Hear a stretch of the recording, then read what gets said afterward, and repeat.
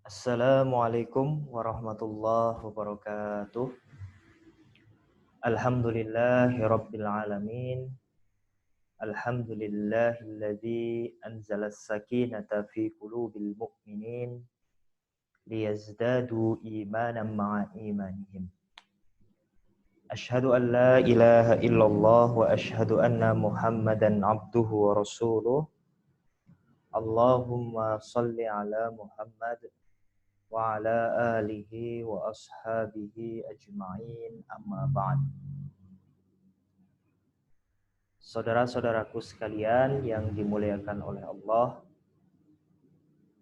alhamdulillah, puji syukur kita panjatkan kehadirat Allah Subhanahu wa taala yang masih memberikan kita kesehatan dan juga masih mengizinkan kita untuk berjumpa meskipun secara daring dalam satu kajian yang mudah-mudahan bisa menambah ilmu dan wawasan kita semua, terutama terkait bagaimana nanti kita bisa melaksanakan ibadah di bulan Ramadan di tengah wabah COVID-19 ini. Saya berdoa mudah-mudahan kita semua, saudara-saudara sekalian yang ada dimanapun berada, dalam kondisi yang sehat dan terlindung dari segala macam mara bahaya. Kita sama-sama berdoa, mudah-mudahan kita semua dilindungi oleh Allah Subhanahu wa taala. Saudara-saudaraku sekalian yang dimuliakan Allah, saya diminta untuk menyampaikan materi atau kajian tentang tuntunan ibadah Ramadan di saat wabah COVID-19. Ya. Kita memang cukup bersedih, ya, karena ketika Ramadan akan datang yang biasanya kita sambut dengan gegap gempita, dengan gembira, dengan senang, dengan persiapan yang sangat luar biasa. Tahun ini Allah beri kesempatan kepada kita untuk mempersiapkan Ramadan dengan sunyi. Ya. Tapi meskipun demikian bukan berarti Ramadan akan kehilangan arti pentingnya. Ya. Karena sesungguhnya ibadah di bulan Ramadan ini mau bagaimanapun keadaannya, ada wabah ataupun tidak, ya, keutamaan-keutamaan yang disediakan di bulan Ramadan akan tetap ada. Ya. Oleh karena itu, mari kita bersama-sama untuk belajar bersama untuk mengetahui bagaimana sesungguhnya tuntunan ibadah Ramadan di saat wabah COVID. Sebelum sampai ke pembahasan inti, izinkan saya untuk menyampaikan semacam pengantar. Ya. Pengantar ini sifatnya lebih kepada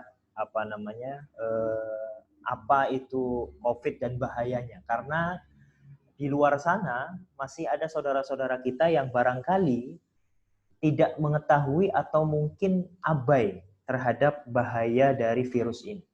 Padahal sesungguhnya virus ini sungguh sangat berbahaya.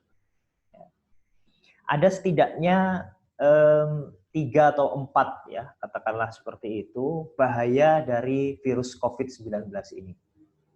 Yang pertama, penyebarannya yang cepat karena proses penularan yang cukup mudah. Ya.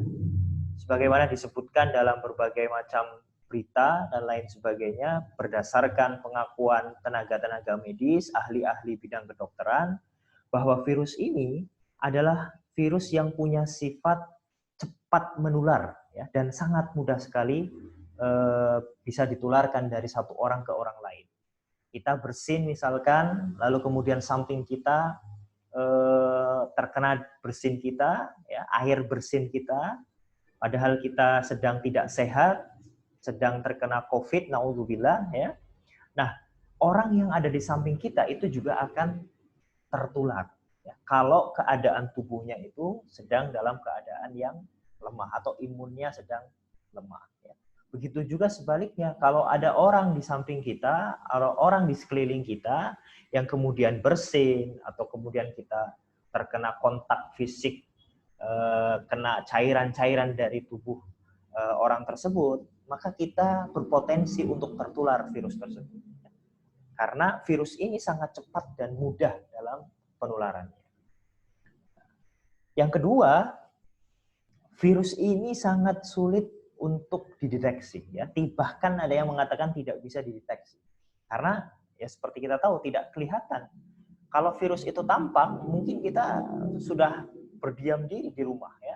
Nggak ada yang berani pergi karena kelihatan. Karena ini tidak kelihatan, orang yang mungkin sehat, orang yang mungkin bugar, padahal dia bisa jadi membawa virus tersebut, ya. Karena tidak bisa terdeteksi seperti itu. Nah, yang ketiga, nah ini yang sangat kita takutkan. Menurut para ilmuwan di Cina itu akan diprediksi adanya virus corona yang lebih mematikan. Ya. Spesies virus ini konon akan berevolusi menjadi virus yang lebih mematikan. Ya. Mungkin di sebagian berita yang kita dengar hari ini sudah muncul yang seperti itu. Tapi mudah-mudahan itu bukan dari jenis COVID-19 ini. Nah, yang terakhir, ini yang sering saya katakan akhir-akhir ini, saya tegaskan, ada yang sering tanya, fatwa dari Muhammadiyah itu sesungguhnya berlakunya di mana? Ya. Apakah hanya yang berzona merah atau seluruh Indonesia? Saya tegas katakan, ya bahkan kemarin sempat saya tulis, ada menanggapi seorang ustadz seperti itu, yang beliau dengan segala hormat saya kepada beliau, membagi apa yang namanya zona-zona ya di Indonesia gitu ya untuk menerapkan fatwa ya. Beliau memang mengacu kepada fatwa yang ada atau dikeluarkan oleh MUI. Tapi dengan segala hormat saya kepada ulama-ulama di luar sana, termasuk kepada ustadz yang saya tanggapi itu, saya lebih sepakat dan lebih setuju dengan fatwa yang dikeluarkan oleh Muhammadiyah yang menganggap bahwa baik itu zona merah atau tidak, ya, maka fatwa itu berlaku. Ya. Karena bukan zona merah itu bukan berarti aman. Bisa jadi karena orang-orang yang ada di daerah yang bukan zona merah itu belum dideteksi saja, belum pernah dites. Padahal ketika mungkin sudah dites, banyak sekali yang positif. Jadi bukan zona merah, bukan berarti aman. Ya, makanya dalam fatwa Muhammadiyah dikatakan di sana wabah COVID ini sudah menjadi pandemik ya. Kalau pandemik teman-teman atau saudara-saudara sekalian cek di internet atau cek di berita-berita, itu adalah satu jenis virus baru yang menyebar dengan mudah dari orang ke orang dan sifatnya global ya. Jadi COVID ini sudah sifatnya pandemik, bukan hanya di satu daerah tertentu, hampir di seluruh dunia ya wabah ini itu ada. Sehingga WHO menetapkan sebagai pandemi. Ya. Oleh karena itu, keberlakuan fatwa tentang tuntunan ibadah nanti, ya itu sifatnya adalah global sesungguhnya, tidak hanya Indonesia sesungguhnya. Ya. Cuma karena yang mengeluarkan adalah Muhammadiyah, konteksnya di Indonesia, maka berlaku di seluruh Indonesia tanpa terkecuali. Ya. Baik. Nah, teman-teman sekalian, saudara-saudaraku yang dimuliakan oleh Allah Subhanahu wa taala, saya melanjutkan terlebih dahulu setelah menyampaikan tadi bahaya COVID, kita perlu tahu apa yang disebut dengan al-qiyam al-asasiyah dalam hal ibadah atau nilai-nilai dasar dalam ibadah. Ya. Ada setidaknya 4 nilai dasar. Ya. Dan ini kegunaannya, fungsinya adalah untuk memayungi setiap aktivitas ibadah kita. Ya. Jadi ini kalau boleh saya ibaratkan seperti undang-undang dasar, ya, yang menjadi payung besar terhadap aturan-aturan yang ada di bawahnya. Nah, dalam Islam, ibadah itu juga punya nilai-nilai dasar yang itu memayungi aktivitas-aktivitas rinci ibadah kita. Nah, ada 4 setidaknya nilai-nilai dasar dalam ibadah. Yang pertama adalah tauhid. Kalau secara umum, ya, kita bisa artikan tauhid ini ya tentu mengesahkan Allah ya. Tauhid ini adalah tidak berbuat syirik. Nah, prinsip utama dalam beribadah itu adalah tauhid. Nanti saya jelaskan lebih rincinya. Kemudian yang kedua, taisir atau kemudahan. Lalu yang keempat adalah atau seimbang, tidak berlebihan. Dan yang terakhir, yang keempat adalah maslahah. Ya. Nah, apa rincian dari empat ini? Mari kita bahas bersama. Yang pertama, tauhid, seperti yang saya jelaskan tadi. Tauhid itu secara sederhana mengesahkan Allah, ya, tidak menyekutukan Allah. Dalam ibadah kita kepada Allah, tauhid itu menjadi pondasi awal. Ya. Ibadah yang dilakukan tanpa ada dasar tauhid, maka ibadahnya diancam oleh Allah sendiri akan sia-sia, hangus, ya. Yang dikerjakan oleh kita itu akan lenyap semuanya, ya. Kata Allah, walau asyraku lahabitu anhum ma kanu ya'malun. Seandainya mereka mempersekutukan Allah, niscaya lenyaplah dari mereka amalan yang telah mereka kerjakan. Ya, dalam ayat yang lain, Quran Az-Zumar ayat 65, walaqad uhiya ilaika wa ilal ladzina min qablika la in asyrakta la yahbatanna amaluka wa la takunanna minal khasirin.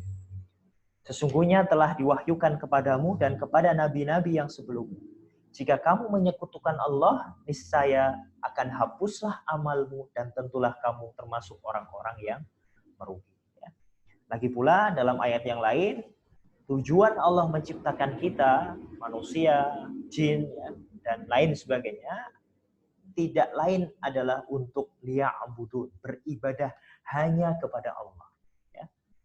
Dan tidaklah aku ciptakan jin dan manusia, melainkan supaya mereka menyembah kepadaku. Ya. Bukan kepada selainku, atau kepadaku dan juga kepada yang lain. Yang artinya melakukan syirik. Bukan seperti itu. Nah, dalam hadis Rasulullah juga dijelaskan bahwa iman ini menjadi pondasi utama, ya. Cabang yang paling utama dikatakan seperti itu. Al-imanu bid'un wa sab'una au bid'un wa sittuna syu'bah. Fa afdaluha qawlu la ilaha illallah wa adnaha imatatul adha 'anit thariq wal haya'u syu'batun minal iman. Iman itu memiliki lebih dari 70 atau 60 cabang. Cabang yang paling utama adalah tauhid atau perkataan la ilaha illallah. Ya. Konsekuensi dari kalimat la ilaha illallah berarti meniadakan sesembahan kecuali kepada Allah. Ya. Saya mungkin pernah jelaskan juga tafsir makna la ilaha illallah. Ya. Jadi kalau melalui pendekatan bahasa Arab terutama, kata la ilaha illallah itu konsekuensinya adalah nafiatul jinsi, ya, meniadakan semua jenis sesembahan. Ya. Kenapa tidak dikatakan Allahu Ahad misalkan, Allah itu atau saya menyembah Tuhan misalkan?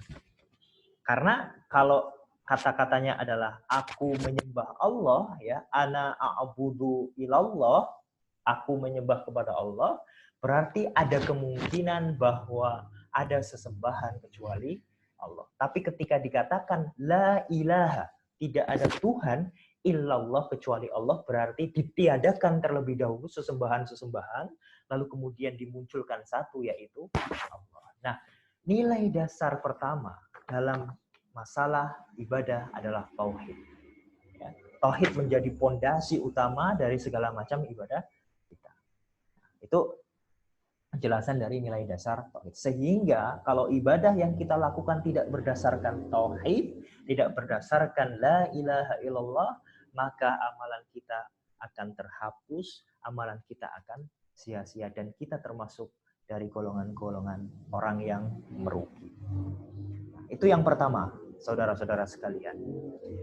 Yang kedua, nilai dasar yang kedua adalah taisir. Taisir itu artinya adalah kemudahan. Meskipun Allah memerintahkan kepada kita kewajiban-kewajiban yang mungkin bagi kita berat, ya, tapi Allah memberikan kemudahan bagi kita. Ya. Allah tidak memaksa kita melaksanakan kewajiban atau melaksanakan perintah-perintah agama yang kita tidak mampu. Artinya Allah memerintahkan kepada kita semampu kita. Bahkan kalaupun kita tidak mampu, Allah memberikan hadiah yang disebut dalam fikih istilahnya adalah rukhsah. Nanti kita akan bahas ini, rukhsah lebih spesifik. Ya. Karenanya dalam Al-Quran ya banyak sekali. Begitu juga dalam hadis yang menjelaskan bahwa kalau mau beribadah itu ya yang proporsional, yang mudah-mudah saja ya. Allah itu tidak membebani suatu kaum atau seseorang kecuali sesuai dengan kesanggupannya. Quran surat Al-Baqarah ayat 286. La yukallifullahu nafsan illa wus'aha. Allah tidak membebani seseorang, suatu kaum atau apapun melainkan sesuai dengan kesanggupannya. Ya. Dalam ayat yang lain, yuridullahu bikumul yusra wala yuridu bikumul usra. Ya. Allah menghendaki kemudahan dan Allah tidak menghendaki kesukaran. Dalam hadis juga diriwayatkan seperti itu. Ya. An Abi Barzah Al-Aslami qala, ini hadisnya agak panjang lalu dipotong, qala Rasulullah sallallahu alaihi wasallam, alaikum hadiyan qasidan thalatha marrat fa innahu mayyushadad dina yaghlibhu. Ya. Kata Rasulullah, hendaklah kamu menjalankan taqarrub, menjalankan ibadah kepada Allah secara sederhana, secara proporsional aja. Yang tengah-tengah saja ya, tidak usah berlebihan, yang mudah saja. Kenapa? Kata Rasulullah sampai diulang 3 kali itu. Kenapa seperti itu? Karena barang siapa yang mempersulit agama, ia akan dipersulit. Nah itu saudara-saudara sekalian, bahwa dalam Islam nilai dasar yang kedua adalah taisir, kemudahan. Allah memberikan kemudahan kepada kita dalam beribadah, tidak mempersulit sedikit pun, tidak memaksa kita. Kalau ada ancaman-ancaman apa misalkan di depan, lalu kemudian kita diperintahkan oleh Allah untuk menjalankan suatu ibadah, lalu kemudian kita menjumpai rintangan-rintangan dan lain sebagainya, kita tidak mampu, maka Allah berikan kemudahan, kasih hadiah dengan rukhsah. Ya. Sholat misalkan, orang mau bepergian, ya, maka Allah beri bonus. Ya, dia bisa mengqashar sholat, bisa menjamak sholat. Ya. Orang yang mau puasa, ya, lalu kemudian dia sakit, Allah beri hadiah. Ya. Bahkan sholat yang dikatakan sebagai ibadah yang harus dikerjakan dalam kondisi apapun, ya, itu Allah berikan rukhsah yang luar biasa, keringanan yang luar biasa, kemudahan yang luar biasa. Gak bisa dengan berdiri, dengan duduk. Gak bisa dengan duduk, dengan berbaring. Nggak bisa dengan berbaring, dengan isyarat. Nggak bisa dengan isyarat, ya sudah berarti disolatkan. Ya. Artinya Allah memberikan berbagai macam alternatif kemudahan-kemudahan kalau kita tidak bisa melaksanakan kewajiban sesuai dengan normalnya. Sesuai dengan aturan yang normal. Nah, baik, itu nilai dasar yang kedua dari atau dalam ibadah. Nah, yang ketiga, saudara-saudara sekalian, yang perlu kita cermati bahwa dalam ibadah itu ada nilai dasar adalah. Ya. Adalah itu secara sederhana bisa kita artikan sebagai seimbang, ya, adil, ya, atau tidak berlebihan. Nah ini sering saya katakan juga dalam kajian-kajian saya bahwa dalam hal apapun yang namanya berlebihan, berlebihan, israf, itu tidak baik. Pasti Allah, ya, atau agama Islam itu melarang hal-hal yang sifatnya israf, berlebihan. Termasuk dalam hal ketaatan. Ya. Karena Rasulullah pernah menegur 3 orang. Ya. Seorang pertama mengatakan dia akan berpuasa terus. Seorang yang lain dia akan ibadah sholat malam terus. Seorang lagi dia bilang nggak mau menikah. Nah, bilang begitu semua. Ya, ini ada hadisnya. Kita baca terjemahannya saja biar agak cepat. Ya. Dari Anas bin Malik berkata, ada 3 orang mendatangi rumah istri-istri Nabi Shallallahu Alaihi Wasallam. Ya. Jadi ada 3 orang yang dia penasaran bagaimana sih ibadahnya Rasulullah. Lalu datang ke rumah istri-istri Nabi. Pengen tahu, tanya dia. Mereka bertanya tentang ibadah Nabi Shallallahu Alaihi Wasallam. setelah diberitakan kepada mereka, istri-istri Nabi cerita kepada mereka bagaimana ibadah Rasulullah, sepertinya mereka merasa hal itu masih sedikit bagi mereka. Mereka kemudian berkata seperti ini, ibadah kita tidak ada apa-apanya dibanding Rasulullah. Bukankah beliau sudah diampuni dosa-dosanya yang telah lalu dan juga yang akan datang? Jadi mereka setelah diceritakan oleh istri-istri Nabi lalu merasa bahwa oh, Nabi kan sudah diampuni dosa-dosanya, ya pantas ibadahnya cuma segitu. Karena menurut mereka ibadahnya Nabi itu sedikit. Ya. Lalu bilang, oh mungkin karena Rasulullah sudah diampuni, baik dosa yang akan datang maupun dosa masa lalu, maka ya beliau santai-santai aja begitu. Nah, lalu kemudian ada yang nyeletuk satu orang, sungguh aku akan sholat malam selama-lamanya. Ya. Kemudian yang lain berkata, kalau aku, maka sungguh aku akan berpuasa setahun penuh dan aku tidak akan berbuka. Ya. Sementara orang ketiga bilang, aku akan menjauhi wanita dan tidak akan menikah selama-lamanya. Ya, coba, 3 orang ini orang yang sangat semangat untuk beribadah. Ya. Sampai-sampai mereka bernazar, mereka akan sholat malam setiap hari, mereka akan berpuasa setiap hari, bahkan ada yang bilang tidak mau menikah demi fokus beribadah. Mendengar itu Rasulullah kemudian keluar. Ya. Kata Rasulullah, ya, kemudian datanglah Rasulullah Shallallahu Alaihi Wasallam kepada mereka seraya bertanya, kalian berkata begini dan begitu. Ya. Jadi kalau sederhananya kita, mana tadi yang bilang nggak mau nikah? Mana tadi yang bilang mau sholat terus? Mana yang tadi bilang mau puasa terus? Kata Rasulullah. Rasulullah kemudian melanjutkan, adapun aku, kata Rasulullah, demi Allah adalah orang yang paling takut kepada Allah di antara kalian. Ya. Kata Rasulullah, aku ini orang yang paling takut loh, orang yang paling bertakwa ya, di antara manusia-manusia. Ya. Kata Rasulullah, aku itu berpuasa, tapi aku juga kadang-kadang tidak berpuasa. Aku sholat malam dan aku juga tidur. Bahkan aku juga menikah dengan wanita. Nah, kemudian ditutup oleh Rasulullah, faman rohiba an sunnati falaisa minni. Siapa saja yang tidak suka atau membenci sunnahku, tidak mau menuruti apa yang aku lakukan, maka bukanlah dari golongan. Ya. Nah, ini salah satu bukti bahwa dalam hal beribadah saja Rasulullah itu pernah menegur orang-orang yang berlebihan dalam ibadah. Dalam ketaatan. Kenapa? Karena mereka punya kewajiban-kewajiban yang lain yang harus mereka tunaikan kepada orang-orang yang ada di sekitar mereka. Maka orang-orang yang mungkin berlebihan dalam ketaatan, barangkali dia adalah orang-orang yang dalam tanda kutip mohon maaf egois, ingin memenuhi hasrat kepribadiannya dia. Ya. Sudah dianjurkan untuk mohon maaf misalkan di rumah saja tidak perlu jamaah. Ada orang yang ngotot, pokoknya saya tetap harus ke masjid. Ya, barangkali dicek lagi niat kita. Ya, apakah betul niat kita ke masjid itu betul-betul untuk beribadah kepada Allah?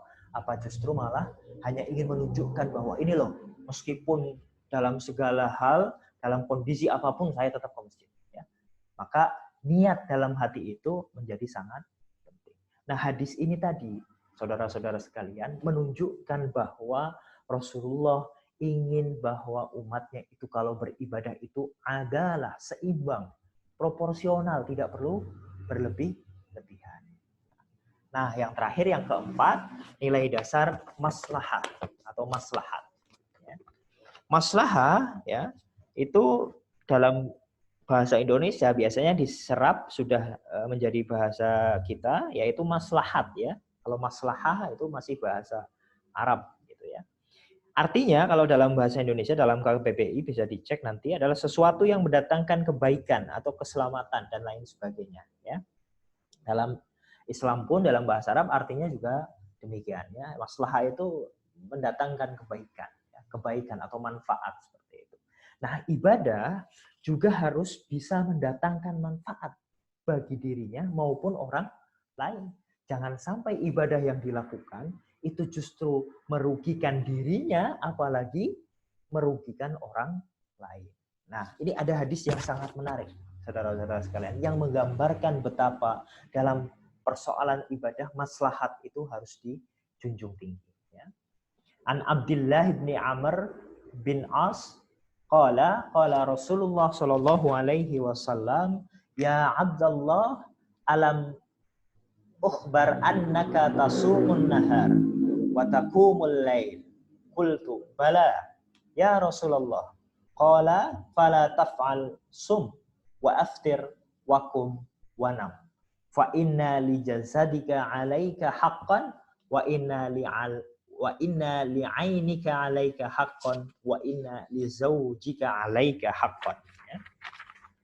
Dari Abdullah bin Amr bin As diriwayatkan bahwa ia berkata, Rasulullah Shallallahu Alaihi Wasallam pernah bersabda, wahai Abdullah, bukankah aku pernah diberitahu bahwa kamu senantiasa puasa di siang hari dan bangun beribadah di malam hari? Aku menjawab, benar wahai Rasulullah. Jadi ceritanya Rasulullah ada yang melapori Rasulullah. Katanya Abdullah ini kalau malam sholat terus, ibadah terus, kalau siang juga seperti itu. Ya. Lalu kemudian Rasulullah tanya, benar nggak seperti itu? Dia menjawab, benar ya hai Rasulullah. Lalu kemudian Rasulullah berkata, jangan lakukan demikian. Puasalah dan juga berbukalah. Artinya puasa, tapi kadang-kadang nggak usah puasa. Gitu ya. Nggak usah puasa selamanya maksudnya. Bangunlah atau beribadahlah di malam hari dan juga tidurlah. Ya. Kenapa? Kata Rasulullah. Karena tubuhmu memiliki hak terhadapmu. Ya, coba, ini betapa Rasulullah ingin menunjukkan bahwa kalau ibadah itu mendatangkan mafsadat, mendatangkan bahaya atau merugikan diri sendiri, ya, karena di sini dijelaskan tubuhmu, ya, tubuh kita itu punya hak untuk tidur, ya, untuk istirahat. Maka jangan diforsir seperti itu. Nah, kata Rasulullah, tubuhmu itu punya hak terhadapmu yang harus kamu penuhi. Matamu juga punya hak. Ya. Demikian pula, nah ini yang berkaitan dengan orang lain. Istrimu juga punya hak atas dirimu. Ya. Artinya orang lain juga punya hak atas kita. Ya.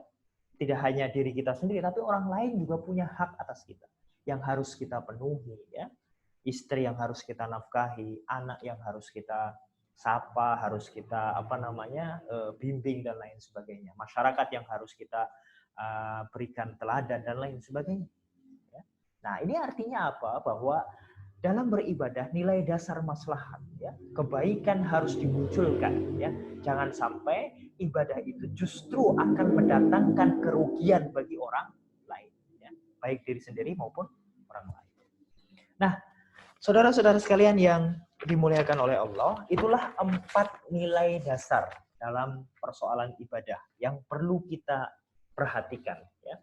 4 nilai dasar ini, ya, atau al-qiyam al-asasiyah dalam hal ibadah ini, itu menjadi payung besar yang harus memayungi, harus mengontrol ibadah-ibadah kita yang lain, ya, aktivitas-aktivitas ibadah yang lebih rinci lagi. Nah, ini ada satu lagi, saya mohon maaf tadi terlewat. Nah, ini contoh juga bahwa kita tidak boleh merugikan orang lain. Ini Rasulullah pernah menegur Mu'adz yang dia imamnya terlalu panjang, ya. Jadi artinya, saya bacakan artinya saja. Mu'adz bin Jabal al-Ansari pernah memimpin sholat Isya.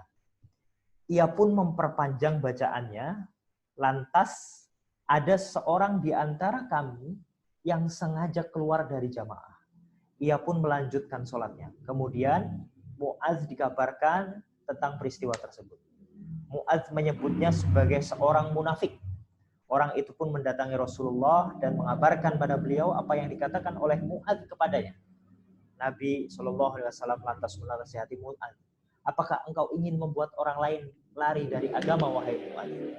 Jika engkau imami orang-orang atau kamu lagi ngimami orang, maka baca surat yang pendek-pendek. Contohnya surat Asy-Syams, Ad-Duha, Al-A'la, Al-Alaq, atau Al-Lail. Ya. Ini hanya contoh surat-surat yang dianggap oleh Rasulullah dan konteks zaman pada waktu itu surat-surat pendek. Nah, kalau zaman kita menyesuaikan, dikontekstualisasikan. Mungkin bagi kita surat-surat ini dianggap masih panjang, ya, karena ukurannya beda seperti itu. Nah, ceritanya Mu'adz itu lagi imami. Ada jamaah yang dia mungkin punya kepentingan, mau buru-buru atau kemana. Lama Mu'adz imaminya, lalu kemudian dia keluar dari jamaah. Ya. Kemudian dia tidak melaksanakan tidak melaksanakan ibadah sebagaimana biasanya. Nah, sholat ini lalu kemudian dilaporkan oleh Mu'adz ada yang melapor kepada Mu'adz bahwa dia itu orang yang munafik. Seperti itu. Nah, lalu orang tersebut ya, karena merasa nggak terima dicap munafik, lapor kepada Nabi. Ya. Katanya, saya dikatai oleh Mu'adz sebagai orang munafik ya Rasulullah. Lalu Nabi lantas menasihati Mu'adz. Kalau kamu mau imami, ya, imamilah orang-orang itu dengan surat-surat seperti Asy-Syams, Ad-Duha, Al-A'la, dan lain sebagainya. Ya, ini perintah Rasulullah kepada Mu'adz atau kepada imam-imam yang biasanya suratnya panjang, yang dia tidak memahami psikologis jamaah yang ada di belakangnya. Ya. Nah, ini contoh bahwa jangan sampai ibadah yang kita lakukan itu menzolimi orang lain atau merugikan orang lain. Seperti itu. Ya. Baik. Nah, 4 nilai dasar ini, saudara-saudara sekalian, seperti yang saya katakan tadi, menjadi payung besar yang memayungi aktivitas-aktivitas ibadah kita yang lain, yang lebih rinci seperti itu. Baik, saya minum sebentar.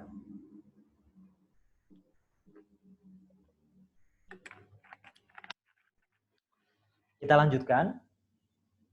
Nah, dalam kondisi darurat COVID seperti ini, ada orang-orang yang ingin seolah-olah mempertentangkan antara ad-din dengan an-nafs, ya. Agama dengan jiwa atau dengan nyawa, ya. Misalkan ada orang-orang yang nyeletuk seperti ini. Pokoknya bagaimanapun keadaannya, saya akan tetap jamaah di masjid. Saya tidak mau mengorbankan agama hanya karena takut virus. Lebih baik saya mati tapi berada di masjid, ya. Atau perkataan-perkataan yang lain yang tampaknya sangat heroik. Mungkin saudara-saudara sekalian yang di luar sana juga menjumpai orang-orang yang seperti itu. Pokoknya bagaimanapun keadaannya saya tetap ke masjid. Ya. Saya nggak mau takut kepada virus sementara saya mengorbankan agama. Jadi seolah-olah agama itu dipertentangan dengan nyawa atau dengan jiwa seperti itu. Nah, saudara-saudara sekalian yang dimuliakan oleh Allah, kita dalam beragama, ya, terutama dalam agama Islam, tidak boleh mempertentangkan agama dan nyawa atau dengan kepentingan lain seperti itu. Ya. Justru kita diperintahkan untuk menjaga agama sekaligus menjaga jiwa atau menjaga nyawa. Ya. Hifdzuddin sekaligus hifdzun nafas. Ya. Menjaga agama juga pada saat yang sama menjaga jiwa. Ya. Makanya dalam konteks wabah COVID-19 ini, rukhsah ya, atau keringanan yang diberikan oleh agama, oleh Allah kepada kita, itu dapat menjadi media yang menjembatani itu antara agama dan nyawa, antara agama dan jiwa. Ya. Apa sih sebenarnya rukhsah itu? Rukhsah itu adalah ismun lima syuri'a muta'alliqan bil awaridi kharijan fi wasfihi an aslihi bil uzri. Jadi rukhsah itu didefinisikan oleh para ulama sebagai nama atau istilah untuk sesuatu yang disyariatkan yang berkaitan dengan kondisi di luar sifat aslinya karena adanya uzur. Ya. Jadi rukhsah itu adalah istilah ya untuk perbuatan atau sesuatu yang disyariatkan yang berkaitan dengan kondisi di luar sifat aslinya. Misalkan sholat itu aslinya ketentuannya adalah dengan cara berdiri. Ya. Tapi kalau kita tidak mampu berdiri, maka kita boleh dengan duduk. Boleh dengan berbaring. Nah itu rukhsah. Ya. Kita sholat asar itu normalnya dalam aturan aslinya itu adalah 4 rakaat. Tapi dalam keadaan bepergian, yang 4 rakaat itu bisa dijadikan 2 rakaat. Itulah yang disebut sebagai rukhsah qashar sholat. Nah, dalam ibadah, terutama ketika kita melaksanakan rukhsah atau mengambil rukhsah, bukan berarti kita kemudian tidak melaksanakan perintah secara sempurna. Ya. Karena dalam bahasan-bahasan tertentu, ya, rukhsah itu justru adalah bonus dari Allah Subhanahu wa Ta'ala kepada kita. Ya, keringanan, tadi prinsip taisir yang diberikan oleh Allah kepada kita. Nah, misalkan dalam kondisi kita sekarang ini, jamaah itu ada yang menghukuminya, sholat jamaah ya, sholat jamaah itu ada yang menghukumi fardu ain, ada yang menghukumi fardu kifayah, ada yang menghukumi sunnah muakkadah. Ya. Nah, dalam kondisi wabah COVID ini, yang itu mengancam nyawa, mengancam jiwa, sebagaimana saya jelaskan di awal tadi, bahayanya sangat luar biasa, maka kewajiban itu, fardu ain, atau fardu kifayah, atau paling tidak tadi sunnah muakkadah, dapat digugurkan ya, dengan adanya rukhsah ini. Yaitu, mungkin kita tidak berjamaah di masjid, tapi sholatnya di rumah, baik sendirian maupun berjamaah. Nah, itu adalah rukhsah karena adanya uzur. Nah, rukhsah ini, saudara-saudara sekalian, itu bisa dikerjakan kalau ada uzur tadi. Ada alasan syar'i yang membolehkan kita untuk mengerjakan sesuatu di luar keadaan normalnya. Ya. Keadaan normalnya 4 rakaat, kemudian kita boleh 2 rakaat. Nah, itu boleh dikerjakan seperti itu karena adanya uzur. Uzurnya apa? Uzurnya adalah safar, sedang bepergian. Kita harusnya puasa Ramadan misalkan, lalu kemudian kita tidak puasa Ramadan, berarti ada uzur yang membolehkan, harus ada uzur yang membolehkan. Apa itu misalkan? Sakit, ya, atau dalam bepergian. Itu yang namanya rukhsah dan uzur. Nah, dalam kondisi kita sekarang ini, COVID atau wabah ini, itu dalam penjelasan fikih ulama-ulama itu bisa dikategorikan sebagai uzur syar'i yang membolehkan kita untuk tidak melakukan ibadah secara normal. Ya, yang tadinya kita dianjurkan ke masjid, bahkan ada yang mewajibkan kita berjamaah di masjid, dengan adanya wabah ini, karena ini adalah uzur, maka diperbolehkan untuk sholat di rumah. Bahkan sangat dianjurkan untuk sholat di rumah. Ya. Untuk tidak mengatakan mewajibkan ya. Oke, atau mengharuskanlah, katakanlah seperti itu. Karena demi menjaga kemaslahatan. Nah, kita masuk sekarang ke tuntunan ibadah, ya, tuntunan ibadah Ramadan pada saat COVID. Karena salah satu cara yang dapat menekan penyebaran virus COVID ini adalah menghindari kerumunan atau konsentrasi banyak orang, maka segala jenis kerumunan harus dijauhi, ya. Segala jenis kerumunan, tidak hanya sholat jamaah seharusnya, ya. Termasuk mungkin nongkrong-nongkrong di kafe, ya, kumpul-kumpul acara apa ya, yang itu menyebabkan kerumunan, menyebabkan konsentrasi banyak orang, itu juga tidak diperbolehkan sesungguhnya untuk menjaga itu, karena itulah salah satu cara untuk menekan penyebaran virus COVID. Ya. Nah, banyak orang yang menyayangkan apakah kemudian nanti kalau kita tidak melaksanakan ibadah sebagaimana mestinya, khususnya di bulan Ramadan, kita tidak akan mendapatkan pahala yang besar sebagaimana kondisi normal. Ya. Ada yang menyayangkan seperti itu, pokoknya saya pengen ibadah di bulan Ramadan nanti agar tetap mendapatkan pahala yang besar.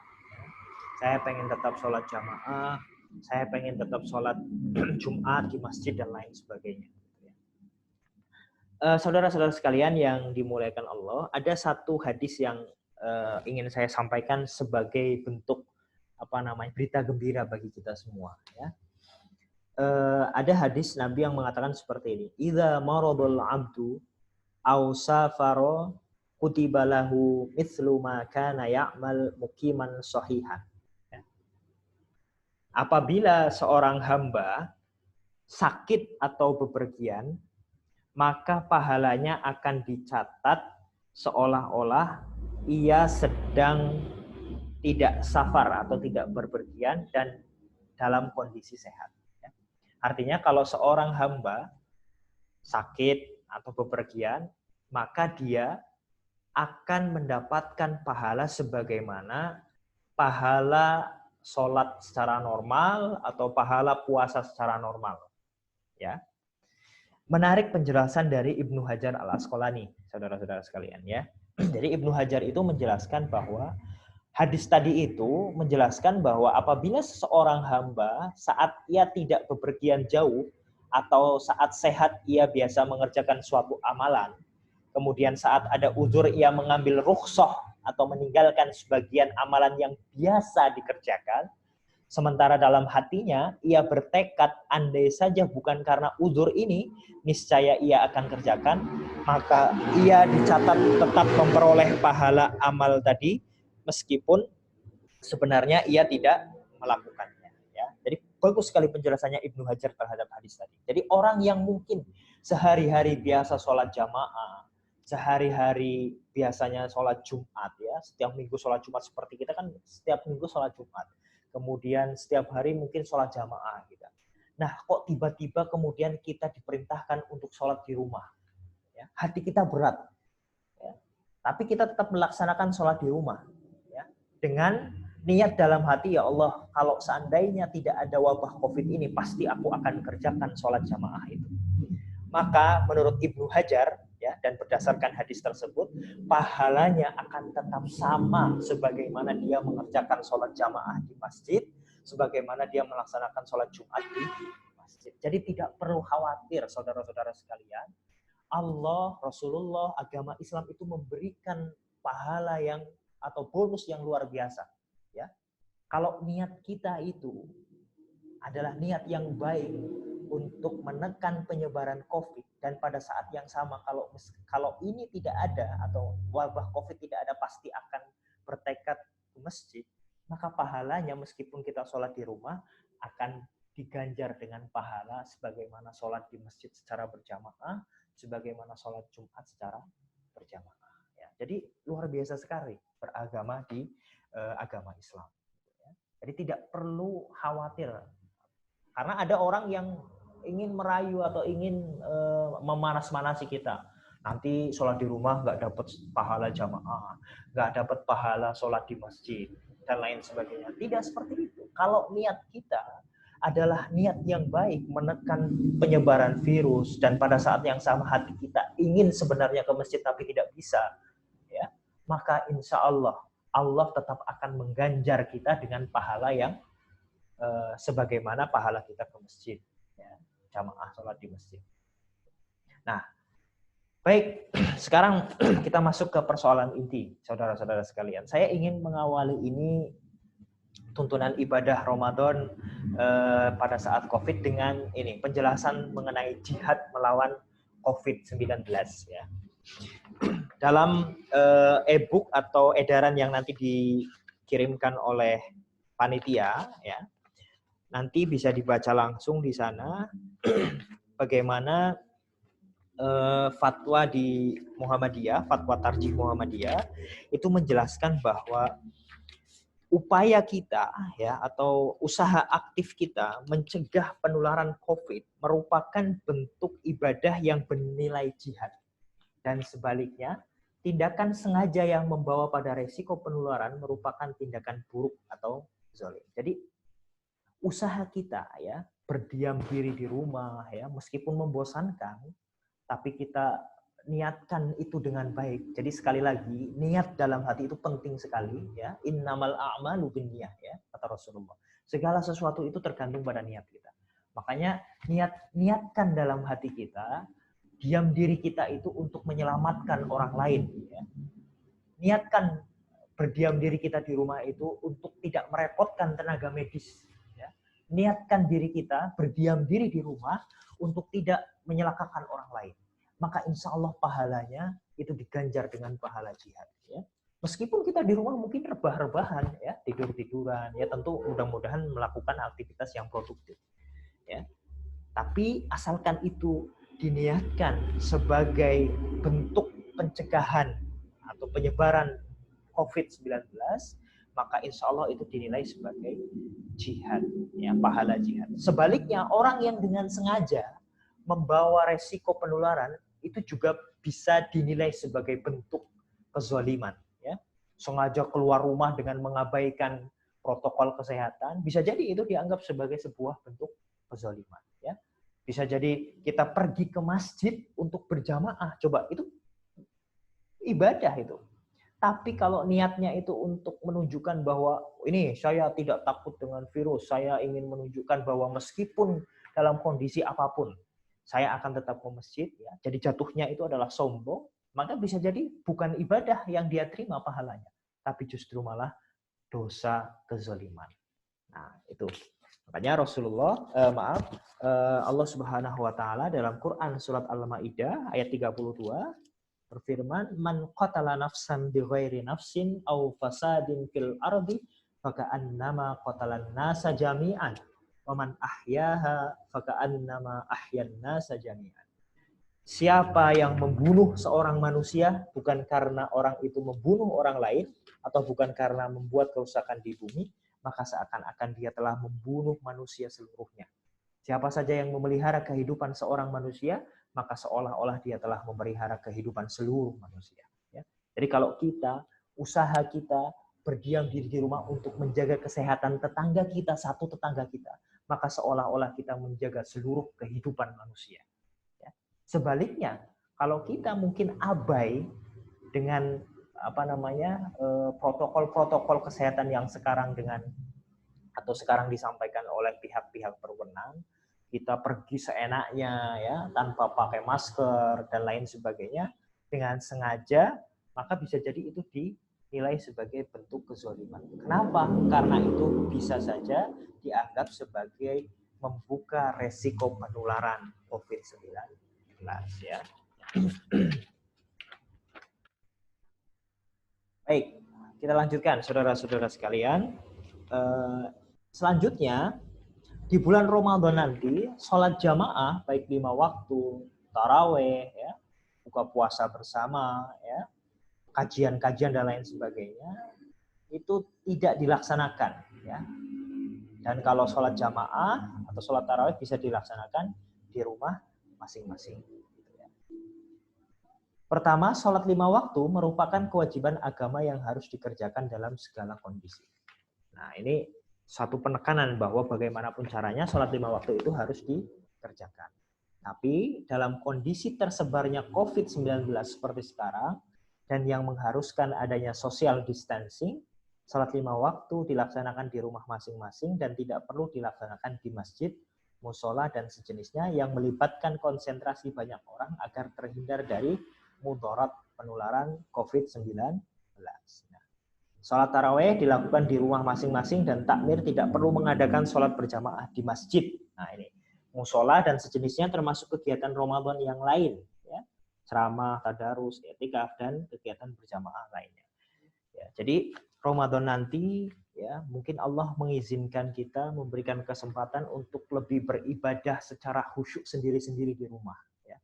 Yang tadinya mungkin kita jadi panitia takmir masjid gitu ya, menyiapkan segala macam hal sehingga mungkin melalaikan kita untuk lebih beribadah secara fokus kepada Allah ya, meskipun sama-sama ibadah menyiapkan buka bagi orang lain. Ya, tapi Allah ingin mungkin rindu kepada hamba-hambanya agar lebih bisa bermunajat secara pribadi individu masing-masing kepada Allah Subhanahu wa taala. Dan Allah beri kesempatan Ramadan ini mungkin bagi kita agar bermunajat lebih intensif secara individu masing-masing seperti itu. Makanya sholat jamaah dilakukan di rumah, sholat taraweh dilakukan di rumah, kajian-kajian ya online lah, seperti kita sekarang ini kajian online seperti itu. Ya. Baik, nah ini beberapa dalilnya bahwa tidak ada kemudorotan dan pemudorotan ya. Jadi kita tidak boleh membuat kerusakan, tidak boleh membuat kemudorotan sehingga menimbulkan bahaya bagi orang lain. Ya, itu. Makanya kalau ada yang seperti itu, sholat jamaah dilakukan di rumah masing-masing karena adanya madharat, karena adanya bahaya. Baik.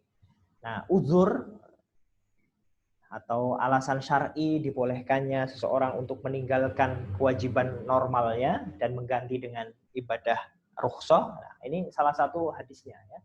Jadi Rasulullah Shallallahu Alaihi Wasallam pernah bersabda, siapa saja yang mendengar azan lalu tidak ada uzur baginya untuk menghindari jamaah, lalu kemudian para sahabat langsung tanya, apa uzurnya Rasulullah? Dia menjawab, keadaan takut dan penyakit. Nah itu.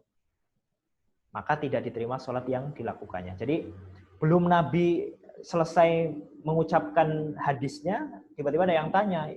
Padahal Rasulullah ingin menyampaikan siapa yang mendengar azan lalu tidak ada uzur baginya untuk menghadiri jamaah, maka tidak diterima sholat yang dilakukan. Lalu harusnya tanyanya di belakang, tapi ini para sahabat tanyanya sudah memotong perkataan Nabi dulu. Ya, apa uzurnya? Karena saking penasarannya. Ya. Kata Rasulullah, uzurnya adalah keadaan takut dan penyakit. Ya. Jadi penyakit COVID, ya, penyakit menular yang membahayakan ini termasuk uzur, termasuk alasan syar'i diperbolehkannya kita untuk tidak melaksanakan kewajiban-kewajiban secara normal. Ya. Sholat jamaah, sholat Jumat, dan lain sebagainya. Gitu ya. Bahkan ya, kalau saudara-saudara sekalian membaca kitab-kitab fikih, misalkan Wahbah Zuhaili, di sana dijelaskan berbagai macam uzur syar'i kita boleh tidak Jumatan dan sholat jamaah. Ya. Makan bawang atau makan makanan, mengkonsumsi makanan yang baunya menyengat, lalu kemudian kita tidak menghilangkan baunya itu, maka kita dianjurkan untuk tidak jamaah ke masjid. Coba. Hanya karena bau, misalkan yang suka pete ya, suka jengkol gitu, itu makruh untuk pergi ke masjid. Dan itu dianggap sebagai uzur kalau misalkan sudah makan itu tidak ada alat untuk menghilangkan baunya, ya maka kita dimakruhkan untuk pergi ke masjid, dan itu dianggap sebagai uzur yang boleh boleh untuk tidak berjamaah di masjid atau melaksanakan sholat Jumat. Bayangkan hanya karena bau makanan saja Rasulullah memberikan rukhsah semacam itu, apalagi hal yang lebih berbahaya, ya, sebagaimana virus ini jauh lebih berbahaya dari bau mulut kita, ya kan? Makanya tadi di awal, bau mulutmu itu wabah corona ini lebih bahaya dari bau mulutmu. Ya betul itu, karena Rasulullah mengatakan bau mulut saja boleh ya menjadikan kita untuk tidak berjamaah, maka wabah corona yang jauh lebih bahaya ini jauh lebih boleh untuk tidak melaksanakan kewajiban-kewajiban secara normal. Nah, ini sholat Jumat diganti dengan sholat zuhur di rumah masing-masing. Ya. Ada kaidah fikih yang mengatakan, idza ta'adzaral aslu yusaru ilal badal. Ya. Apabila yang pokok tidak dapat dilaksanakan, maka beralih kepada penggantinya. Pada hari Jumat yang pokok itu adalah sholat Jumat. Ya. Maka ketika sholat Jumat itu tidak bisa, maka dilaksanakanlah sholat zuhur sebagai ganti, ya. Dan ini juga dijelaskan juga dalam satu hadis Rasulullah Shallallahu Alaihi Wasallam, ya. Tidak saya cantumkan di sini, tapi nanti saudara-saudara sekalian mungkin bisa baca di e-book yang berikan oleh teman-teman panitia, ya. Di hadis riwayat Muslim dari Abdullah bin Abbas diriwayatkan bahwa ia mengatakan kepada muazzinnya di suatu hari yang penuh hujan. Jadi ini ceritanya lagi hujan. Jika engkau sudah mengumandangkan asyhadu alla ilaha illallah wa asyhadu anna muhammadar rasulullah, maka jangan ucapkan hayya 'alas shalah, namun ucapkan shallu fi buyutikum. Lalu rawi tersebut melanjutkan, seolah-olah orang pada waktu itu mengingkari hal tersebut. Lalu Ibnu Abbas mengatakan, apakah kalian merasa aneh dengan ini? Sesungguhnya hal ini telah dilakukan oleh orang yang lebih baik dariku. Maksudnya adalah Rasulullah Shallallahu Alaihi Wasallam. Sesungguhnya sholat Jumat itu adalah yang wajib atau azimah. Namun aku tidak suka memberatkan kepada kalian sehingga kalian berjalan di jalan yang becek dan jalan yang licin. Karena hujan saja, sholat Jumat itu boleh untuk tidak dilaksanakan. Ya. Maka dengan adanya seperti tadi, bahaya yang lebih mencekam sebagaimana virus corona ini, maka sholat Jumat itu dapat diganti dengan sholat Jumat. Ya. Jadi sholat Jumat ini bisa diganti dengan sholat zuhur di rumah masing-masing. Nah, terkait puasa Ramadan, saudara-saudara sekalian, puasa Ramadan tetap dilakukan kecuali bagi orang-orang yang sakit dan yang kondisi kekebalan tubuhnya tidak baik. Dan wajib menggantinya sesuai dengan tuntunan syariat ya. Jadi puasa Ramadan kalau kita sehat dan kita imunnya baik tetap wajib dilaksanakan. Kecuali bagi orang yang memang sedang sakit atau orang yang kondisi kekebalan tubuhnya tidak baik, maka boleh untuk tidak melaksanakan puasa nanti ya. Dan tapi harus diganti pada hari yang lain sebagaimana tuntunan syariat. Termasuk juga tenaga medis. Nah, ini untuk tenaga medis, untuk pahlawan-pahlawan, mujahid-mujahid kita ya yang ada di garis terdepan. Untuk menjaga kekebalan tubuh, puasa Ramadan dapat ditinggalkan oleh tenaga kesehatan yang sedang bertugas dan menggantinya sesuai dengan tuntunan syariat. Bagi para dokter, perawat ya yang mungkin khawatir nanti kalau misalkan tidak puasa imunnya akan turun, maka boleh untuk tidak berpuasa ya. Dan nanti diganti di hari yang lain seperti itu. Nah, terakhir untuk Idul Fitri. Nah, ini Idul Fitri ini itu adalah ibadah yang sesungguhnya sifatnya adalah sunnah muakkadah ya. Dan Idul Fitri itu termasuk syiar agama yang sangat penting. Namun kalau besok sampai Idul Fitri, mudah-mudahan tidak sampai ya. Kalau sampai pada Idul Fitri Syawal 1441 Hijriah nanti COVID-19 ini belum mereda, sholat Idul Fitri dan seluruh rangkaiannya tidak perlu diselenggarakan secara berjamaah ya. Jadi saya berikan syarah, saya berikan penjelasan yang lebih rinci karena ada ulama yang memang membolehkan sholat Idul Fitri itu secara sendiri-sendiri di rumah. Ya.